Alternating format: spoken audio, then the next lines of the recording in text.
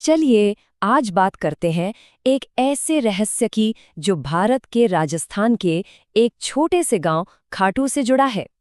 एक ऐसी कहानी जो बहुत ही दिलचस्प है। ये पूरी कहानी एक हैरान करने वाले सवाल से शुरू होती है। आखिर क्यों लाखों लोग एक कटे हुए सिर की पूजा करने के लिए एक जगह जमा होते हैं? और बात सिर्फ आस्था की नहीं है, पैसों की भी है। सोचिए जरा, सिर्फ 3 साल के अंदर मंदिर की आय में 2000% का जबरदस्त उछाल। ये सब हुआ कैसे? तो इस आज की पहेली को समझने के लिए हमें समय में बहुत पीछे जाना होगा, मतलब सीधे महाकाव्यों के दौर में। इस पूरी कहानी के जो हीरो हैं वो हैं एक महान योद्धा बर्बरिक, जो पांडव राजकुमार भीम के पोते थे। बचपन से ही बर्बरिक की जिंदगी का बस एक ही मकसद था। उनकी माँ ने उनसे एक वादा लिया था और उसी वादे ने उनकी पूरी किस्मत लिख दी। उनकी ताकत की कोई सीमा नहीं थी। उन्हें भगवान शिव से वरदान में 3 ऐसे बाण मिले थे जो कभी चूकते नहीं थे। इन बाणों की मदद से वो किसी भी जंग को बस एक पल में खत्म कर सकते थे।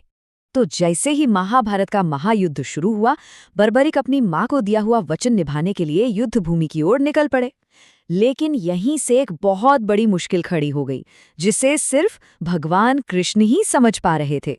कृष्ण ने उन्हें समझाया कि उनकी प्रतिज्ञा से एक अजीब सी सिचुएशन बन जाएगी, एक ऐसा लूप जो कभी खत्म ही नहीं होगा।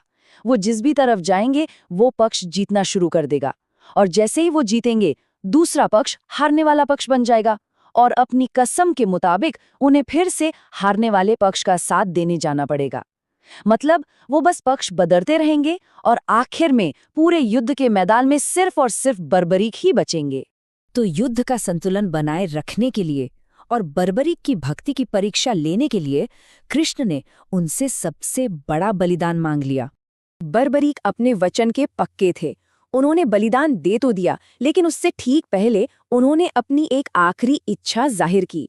बर्बरिक ने इच्छा जताई कि वो उस युद्ध को देखना चाहते हैं जिसमें वो लड़ नहीं सके, और कृष्ण ने उनकी ये इच्छा पूरी की।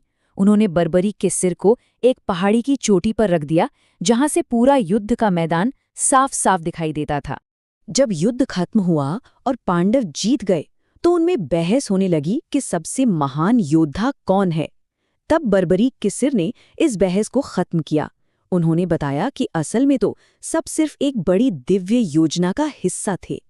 कृष्ण ने बर्बरिक को एक और वरदान दिया कि आज के युग में, यानी कलयुग में, बर्बरिक की पूजा उन्हीं के एक नाम श्याम से की जाएगी। सदियों तक वो सिर कहीं खोया रहा, फिर आज के युग में वो फिर से मिला, और उसी जगह पर उस मंदिर को बनाया गया जिसे आज हम सब जानते हैं। तो ये सब हमें वापस हमारे पहले सवाल पर ले आता है। आखिर ये अचानक से इतनी जबरदस्त लोकप्रियता कैसे बढ़ गई? बर्बरिक के वादे का जो मूल भाव था, यानी हारने वाले का साथ देना, वो आज के समय में लोगों के दिलों को छू गया है, और इसी वजह से उन्हें नाम मिला हारे का सहारा। उम्मीद का यही मैसेज सोशल मीडिया और वायरल भजनों के जरिए आग की तरह फैल गया। इसने लाखों लोगों को, खास तौर पर आज की नौजवान पीढ़ी को, अपनी तरफ खींचा, जो मुश्किल समय में एक सहारे की तलाश में थे। और लोगों की आस्था में इस जबरदस्त बढ़ोतरी का असर सीधा सीधा आंकड़ों में भी दिखता है। यही वजह है कि सिर्फ 3 साल में मंदिर की कमाई में 2000% का अविश्वसनीय उछाल आया। खाटू श्याम की कहानी हमें दिखाती है कि कैसे हजारों साल पुराना एक वादा, कमजोरों की रक्षा करने का एक वचन, आज के दौर में भी एक नया मतलब और नई जिंदगी पा सकता है। ये एक ऐसी घटना है जो पौराणिक कथाओं और आज की सच्चाई के बीच एक पुल बनाती है।